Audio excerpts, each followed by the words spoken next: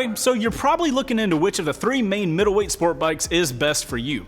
This class is one of the oldest classes that I can remember in motorcycling that hasn't really changed that much. Back when I started riding almost 10 years ago, the 650 class was a major choice for a ton of people, and here we are today with newer and newer versions. I'm looking specifically at the SV650 and the Ninja 650. I can remember looking into bikes when I started riding, and I actually ended up choosing the SV650, so it's cool to see it's still here in the comparison. I think the class is made so popular because these bikes do well in a large amount of situations, and they're also very cost effective for what you are getting in a machine.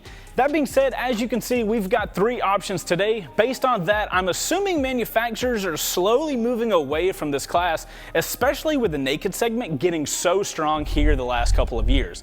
Regardless of what manufacturers are doing, we have three amazing bikes behind us. So today, let's break them down and see how they compare to one another.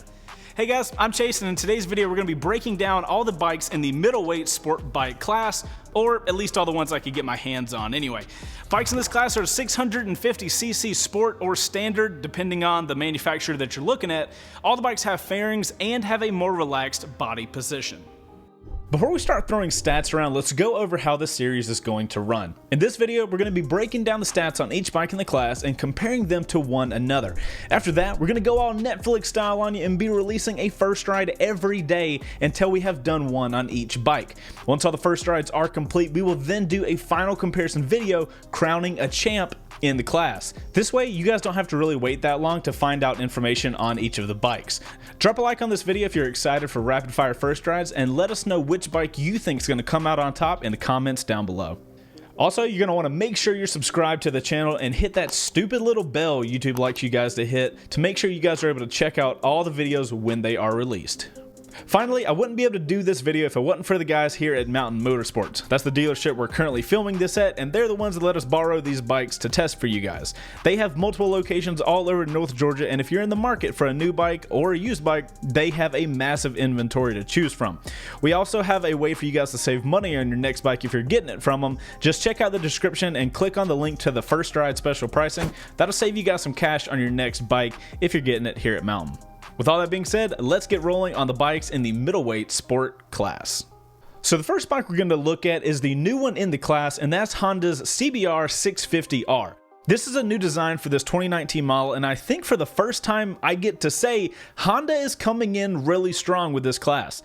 Engine-wise, we're looking at a 649cc inline-4, putting out 85 horsepower and 47 foot-pounds of torque. Now keep in mind, I had to find these numbers online as Honda doesn't release these numbers, it seems, so if you see different ones online, that's probably why. This is actually the only bike in the class with an inline-4, with the both other bikes having twins. You're going to be sitting highest on the Honda with its 31.9-inch seat height, and it's got a 4.1 gallon gas tank. Price-wise, it's going to set you back a hefty $9,699, which is the most expensive in this class. Hey, at least that money is buying you some great stats, except for the weight, that is, since the Honda comes in at the heaviest at 458 pounds. Similar to the other bikes in the class, Honda does have an option for ABS and non-ABS, with only a $300 increase if you want it. Not only do I think this bike looks good, but with stats this strong, it's looking like the Honda's probably going to be the one to beat in this class. Next up, we have the bike I started on, the 2019 Suzuki SV650X. Granted, I was on the 2005 SV650S. And to be honest, looks-wise, I feel like this bike wins hands down. Luckily, this is not a looks test because we all have different opinions on looks. It's a stats breakdown, so let's pull up the numbers.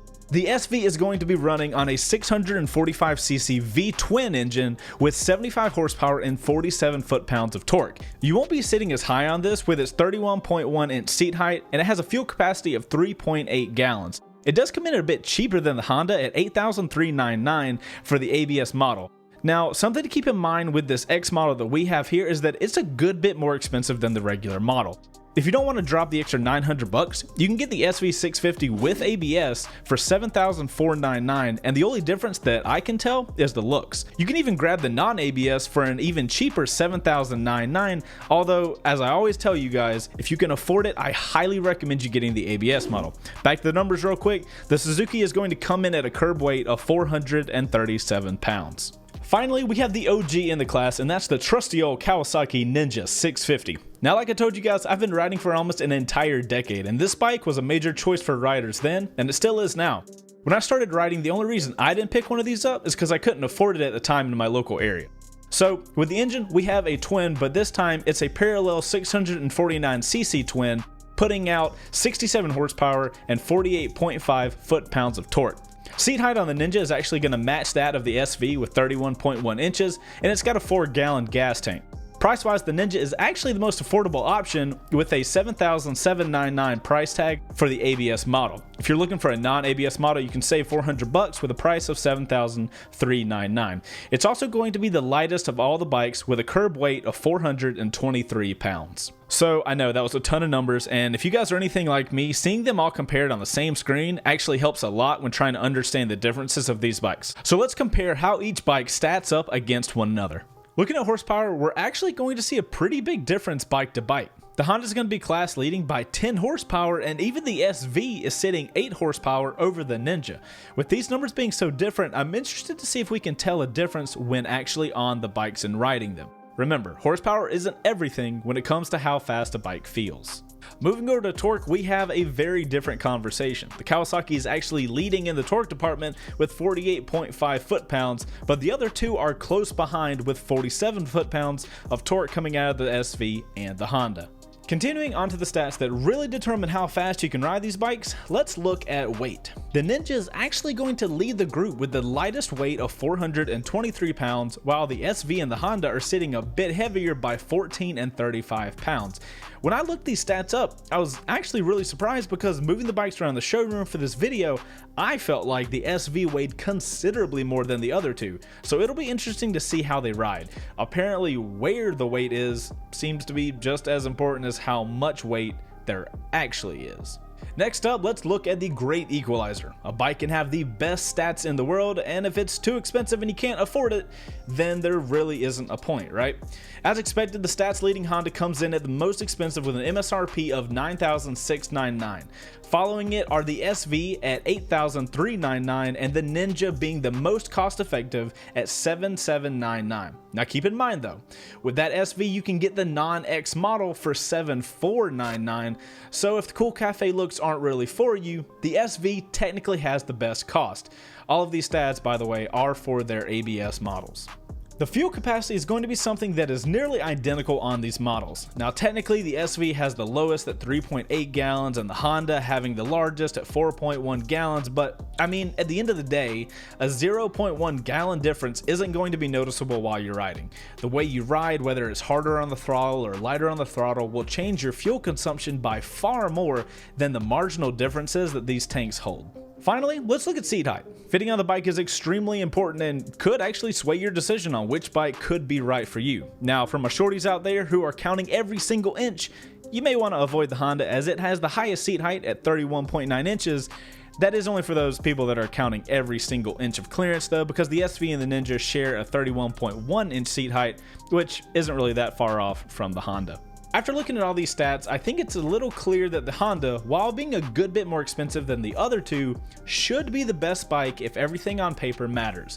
I am really curious though if the price tag actually makes sense, or would you be better off grabbing one of the other two bikes and using the money you saved to get mods for those bikes? Who knows? Alright guys, so that's all for the stats on these bikes. Now, we've got to get them on the road so we can test them out. You guys hear me say all the time though, stats are definitely important, but when it comes to bikes, they are nowhere near the most important.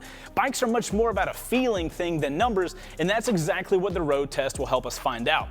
I'll see you guys tomorrow on the first ride, and until then, you guys go out there and ride safe. I'm Chaseontwowheels, and I'll see you guys later.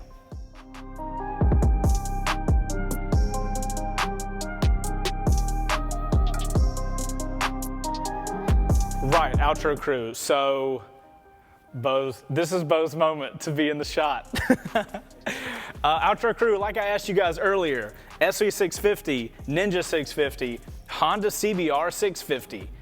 What 650 you guys gonna choose? Me and Bo are kind of thinking the SV 650. We're kind of thinking the SV 650. We're really hoping the SC650 doesn't ride like garbage, guys. Okay, let us know what you guys thought. Thank you for getting to the end of the video, and we'll see you guys tomorrow, apparently, because Netflix style. Why not?